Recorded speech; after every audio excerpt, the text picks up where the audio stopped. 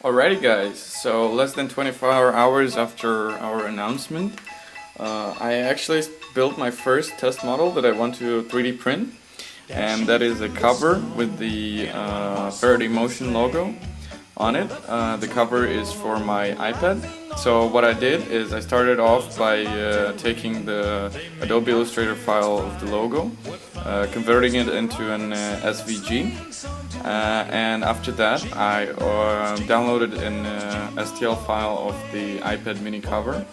I added the SVG in the 1-2-3 designs. Then I subtracted the two objects so that I could have something like this. And now I'm pushing it to the SD card, through Cura, and I shall print it. Okay, so here's the SD card with the brand new file in it. Let's insert that one and hope that everything that Sune taught me will be valid. I'm sure it will. So let's try and print. Let's find the file. Alright, there it is. 3 hours. That seems legit. Let's go. Alright, heating up. We're almost there with the heating, and in any moment we should start printing. Waiting. There we go. Alright, this is really exciting. Okay. I hope that this will work. The start doesn't look very good, but hopefully it will get better.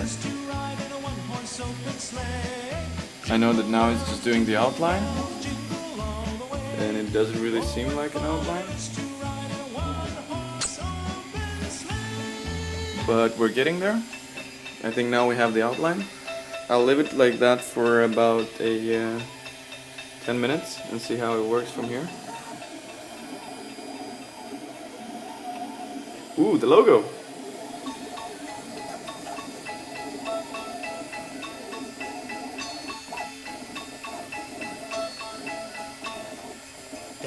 We have the logo!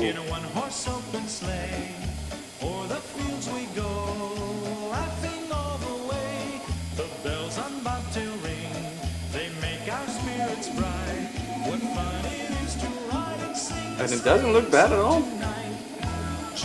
I think the print got quite well. I shall keep you guys updated. So the print is going. Everything seems to be alright. So within 3 hours I should have myself a freaking new iPad cover. And then I can actually start designing the fenders. A few hours printing, and this is what we have so far. I have to say I got hooked on printers and designing 3D models. I think this was a good test-off design. Well, I'm happy to say that the first test print was successful, and now I have a brand new iPad cover with a Faraday Motion logo on it.